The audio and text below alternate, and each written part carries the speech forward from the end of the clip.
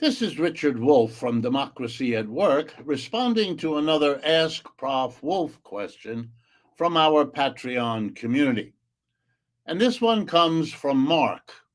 And Mark asks from Seattle whether or not there is importance, and what kind of importance, to the merger there of the two largest grocery chains in the United States.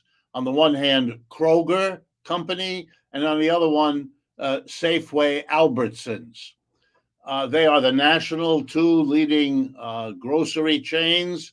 Even though more groceries are sold at places like Walmart than in these stores, this is still the way an enormous part of the United States does their regular grocery shopping.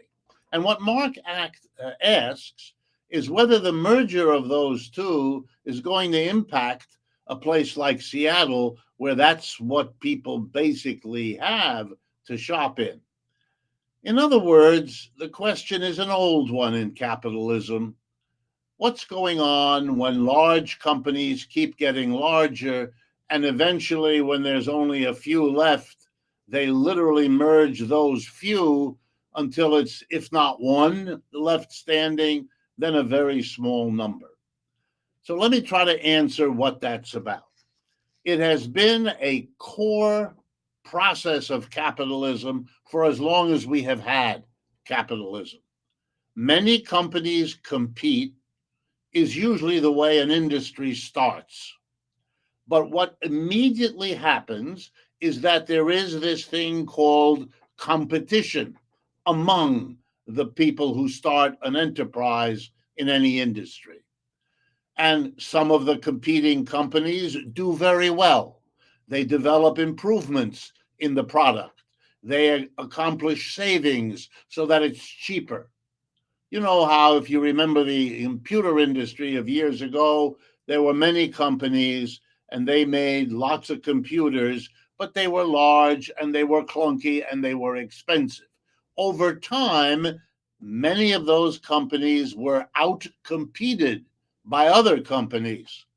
And here's what happens in competition. Not only do many become fewer, but the winners eat the losers.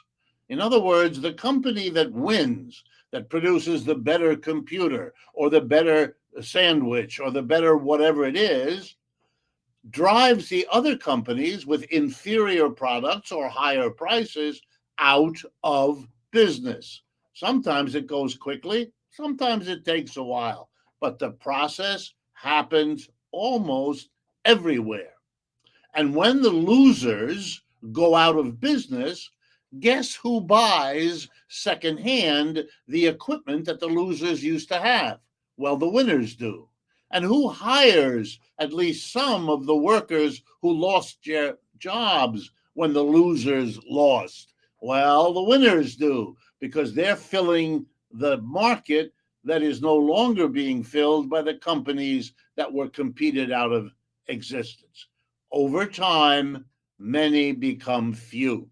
When the few are left, they are acutely aware of how they got to be a few by a cutthroat process of competing, outcompeting others, and literally cannibalizing them.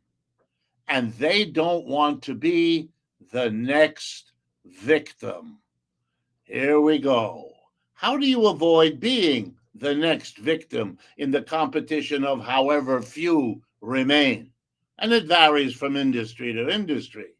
Maybe two or three is enough for there still to be competition. Maybe long before that, when there are 10 or 12. Here's what they can do and historically have done.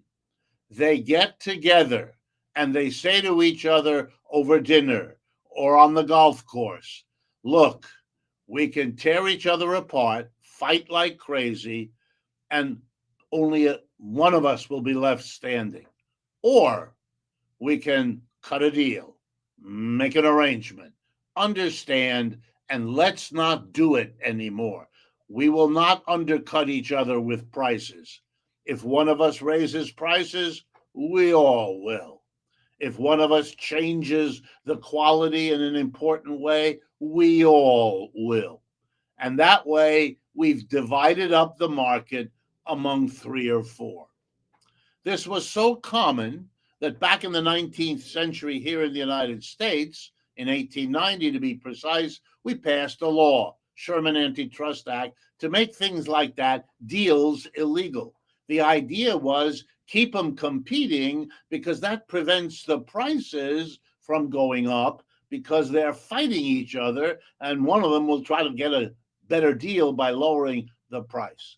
What always drives competition is profit. Even when they make a deal, sooner or later, one of them breaks the deal in the hopes of grabbing a profit quicker than the others and driving them out of business.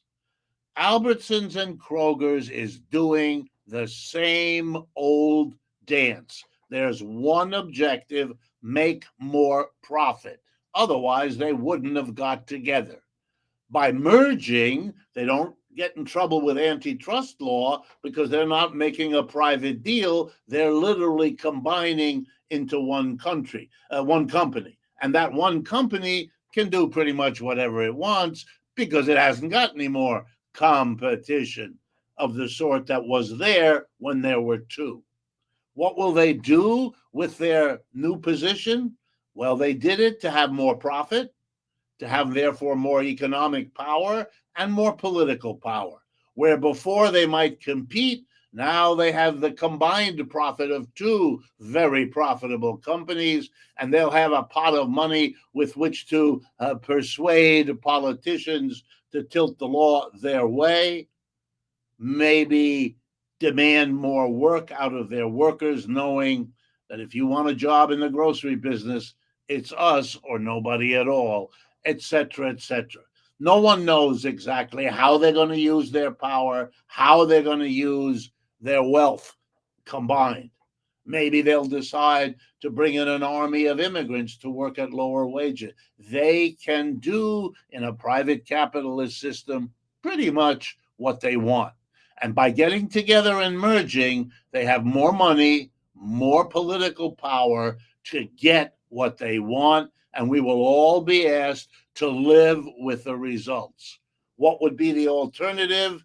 Not to allow big corporations like this in the first place, not to allow them to be national, because then they can decide far away what happens in Seattle. There's lots of steps. Our history is full of efforts to do it, some successful, some unsuccessful. But nobody should imagine we have to live with this, that there's nothing you can do. It's a struggle. And either people will rise to that struggle or we will live with whatever they decide to dish out. If analyses like these strike you as valuable, things to be integrated into the conversation in our country about what to do with issues like this, please partner with us. That's why we make these videos. We can extend our reach if you share them with people you know, friends, coworkers, relatives, whoever you think might be interested.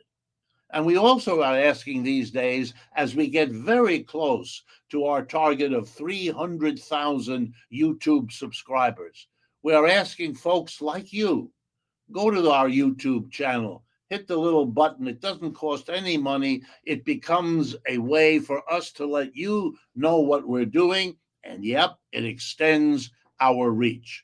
Last of all, if you can help financially, please know that will be appreciated as well. Thank you.